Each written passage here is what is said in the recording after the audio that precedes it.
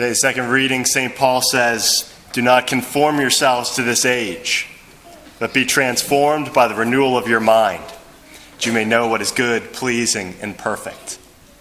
I think that line encapsulates something very important, an important lesson in today's culture, because I think we're in a crisis today. And the crisis is that people's minds, their intellects, have been so corrupted on such a deep level that they can't even tell the difference anymore between good and evil, between bad and good. Their minds have just become so distorted and so clouded. And people, as a result of this, are behaving in a completely irrational way, in ways that are destroying themselves, their families, and society. If they were just to take a step back and for one instant see clearly, they would realize that their minds are so distorted, but they can't see that. And so our society as a whole is following a path towards damnation rather than the path to life. And a large part of that is the distortion of people's minds. So how bad is it? How deep does this corruption go? Well, on one level, we have a widespread rejection across all religious denominations of any form of organized religion. And why is that? Well, what's behind that is because people don't want anyone telling them what to do. People don't want any truth to govern their lives beyond what they think up in their own mind. And so they don't want to acknowledge any absolute moral laws or truth. They don't want to acknowledge any of the truths about who God is and about his nature. They want to hide and detach themselves from reality, which is why they're turning away from organized religion. Ultimately, it's a rejection of truth that's leading to that. We see it in marriage. People will not even acknowledge anymore that marriage is an institution ordered to giving life. That's the purpose, and that married couples are called to be open to life. People will mock the church's teaching on contraception when that's the nature of what marriage is. And we can't change that. That's what God created it to be. That's what it's designed for biologically. And yet people will detach themselves from the truth.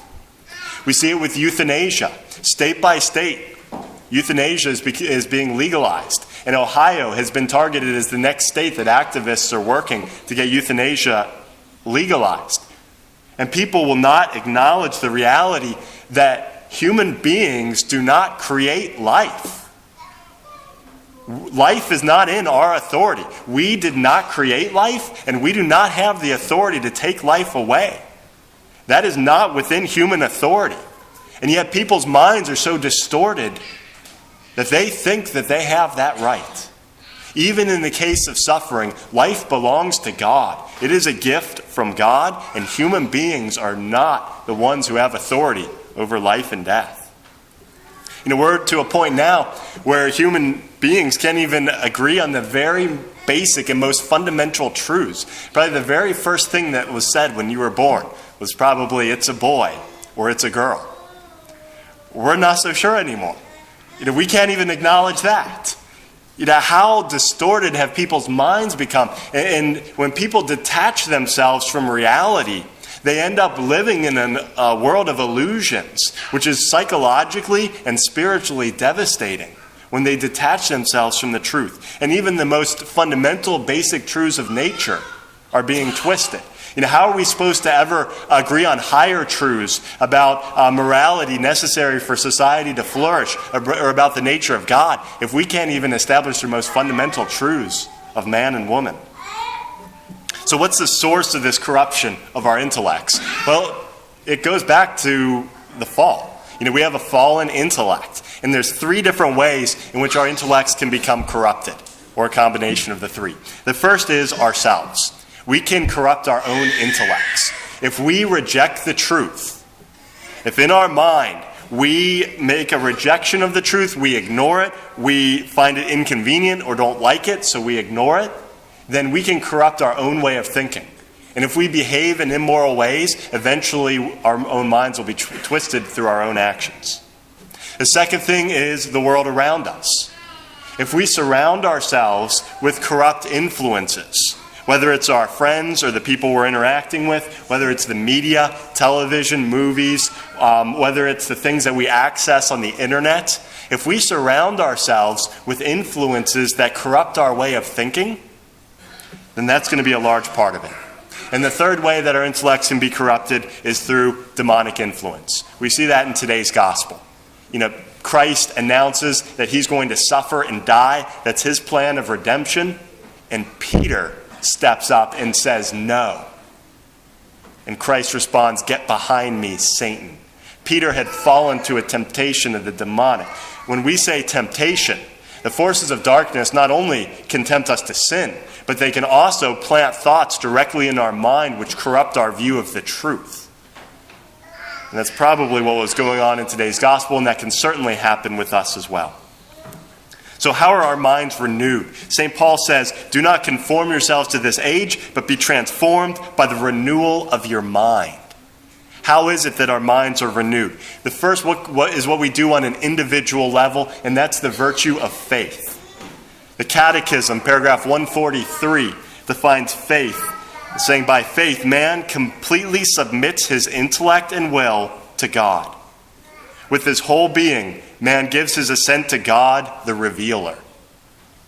So, by the act of faith, we make the commitment and we embrace the truths that Jesus Christ has revealed through Scripture, through the teachings of the church, and we conform ourselves to those, not saying, whatever I want to be true is going to be true. But when we conform ourselves to the truth and we say, what Jesus Christ has revealed, I will accept and I will submit my intellect and my will to that. That's the virtue of faith. Faith isn't just about abstract theological truths. It's when we affirm in our mind and in our will the teachings that God has revealed. So the first is the virtue of faith. Second, how do we protect ourselves from the corrupting influence of society around us? Get away from the corrupting influences. If it's corrupt television or movies that are corrupting your mind, get away from that. If there's people who are toxic, who are constantly attacking church teaching or certain elements of truth, stay away from them. If it's corruption on the internet, and there's so many different forms of corruption on the internet, if you ever read an article that has anything to do with the Catholic Church and then read the comments below, you'll just find this hatred against the church, and people will just slam the church with all these outlandish claims. There's so much twisted thinking on the internet. Get rid of it. Step away from it. And immerse yourself in the truth. Surround yourself with healthy influences in your life. Turn on Radio Maria and EWTN. Have good spiritual reading. We had Scott Hahn talking recently. Read some of his books. Anything by Ignatius Press. Go to daily Mass. Read Scripture daily. And that will help to inform your mind and to keep central what our purpose is in this world and who God is. Hearing the truth once is generally not enough, especially with the subversive influences around us. So we have to surround ourselves with healthy influences, a strong life of prayer, good spiritual reading, and a culture and friends that will support what we're trying to do. And for the influence of evil, what I recommend is pray, especially in particular to your guardian angel. That's one of the jobs of your guardian angel, is to protect you and to enlighten your intellect. So pray on a daily basis to your guardian angel, and in particular for that request, that he will protect your intellect, your mind, from the distortions of the enemy and help you to see truth clearly. And so our intellects can be corrupted on three levels. Those are three things we can do in order to make sure that our intellects are being transformed by the renewal of our mind. The virtue of faith, surrounding ourselves by healthy influences, and praying in particular to your guardian angel for protection and for clarity in your intellect. The reality is there's so much falsehood around us, and we can't allow our intellects to be corrupted by falsehood and by the cynicism that's poisoning people's minds and ultimately leading them on a path to destruction. But as St. Paul says, do not conform yourselves to this age, but be transformed by the renewal of your mind, so that you may discern what is the will of God, what is good, pleasing, and perfect.